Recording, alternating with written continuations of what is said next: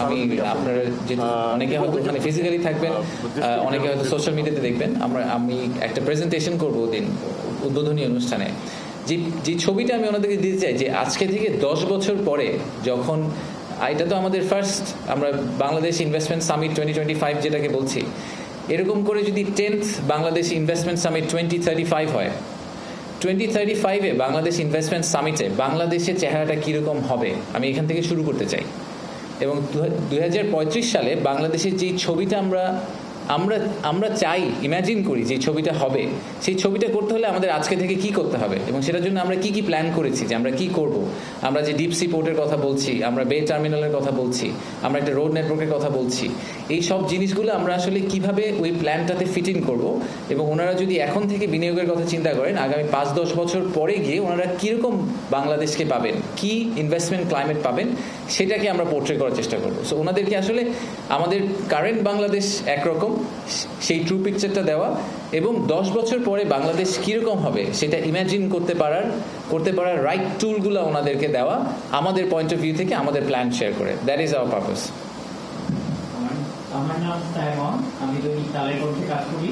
আমি দুটি প্রশ্ন করবো। প্রথম প্রশ্ন হচ্ছে যে শোনা যাচ্ছিল যে এবারের সামিটে এক ধরনের চমক দেখানো হতে পারে, যেমন বিশ্ব বিখ্যাত একজন ধনকুবের ইলন মাস্কের আসার ব্যাপারে কি কোনো ধরনের তথ্য আছে কিনা, আর স্টারলিংক পরিষেবা যেটা জনগণের নাগরিকরা পৌঁছে দেওয়ার ব্যাপারে সরকার চেষ্টা করে যাচ্ছে, সেটি কি এই সামিটে উদ্বোধন করা হতে পারে কিনা, এবং সেক্ষেত্রে আরেকটি বিষয় আমাদের নিরাপত্তা সংক্রান্ত ব্যাপার, যেমন পার্বত্য জায়গাগুলোতে এটি অনেক অসুবিধার কথা বলে থাকি, এই বিষয়ে আপনাদের বক্তব্য। আচ্ছা, একটা করে আসি।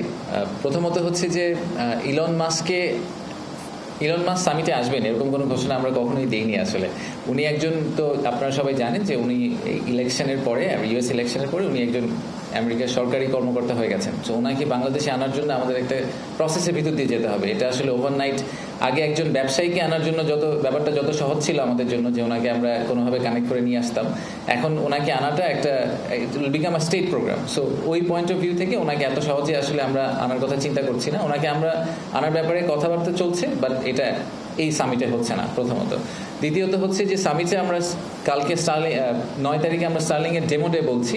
সো স্টার্লিং ডিভাইস দিয়ে আসলে পুরো সামিটটা রান করা হবে। ইন্টারকন্টিনেন্টালের স্টার্লিং সার্ভিস প্রোভাইড করবে, এবং সেটা আমরা আপনারা সোশ্যাল মিডিয়াতে লাইভ যে প্রোগ্রামগুলো দেখবেন সেটা স্টার্লিংকের থ্রুতে পাওয়ার করা হবে। তো সেটা যারা সামিটে যাবেন তারা আসলে পার্সোনাল ডিভাইসও স্টার্লিংকে কানেক্ট করে আপনারা ওখানে একটা এক্সপিরিয়েন্স করতে পারবেন। স্টারলিংকের অ্যাপ্রুভালের ব্যাপারে ওনারা বিডার রেজিস্ট্রেশনের জন্য অ্যাপ্রুভাল করেছিলেন। আপনারা শুনেছেন যে গত মাসের 29 তারিখে আমরা এনজিএসও পলিসি ফাইনালি রোল আউট করে দিয়েছি পাবলিক ডোমেইনে। তারপরে ওনারা বিডার রেজিস্ট্রেশনের জন্য অ্যাপ্লাই করেছিলেন, ওদের বিডার রেজিস্ট্রেশন হয়ে গেছে।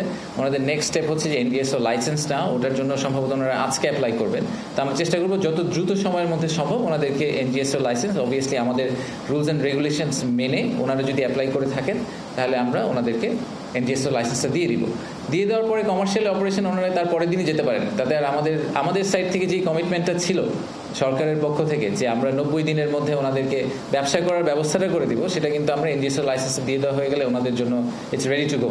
তো তারপরে ওনারা হয়তো ওনাদের ডিভাইসগুলো ইম্পোর্ট করে আনতে ওনাদের একটু সময় লাগতে পারে, বা ওনারা যদি এখানে কি মডেলে অপারেট করবেন, ওনাদের শপটা দেখতে কীরকম হবে, সেই সব ব্যাপারে হয়তো ওনারা কিছু ডিসিশন নেবেন।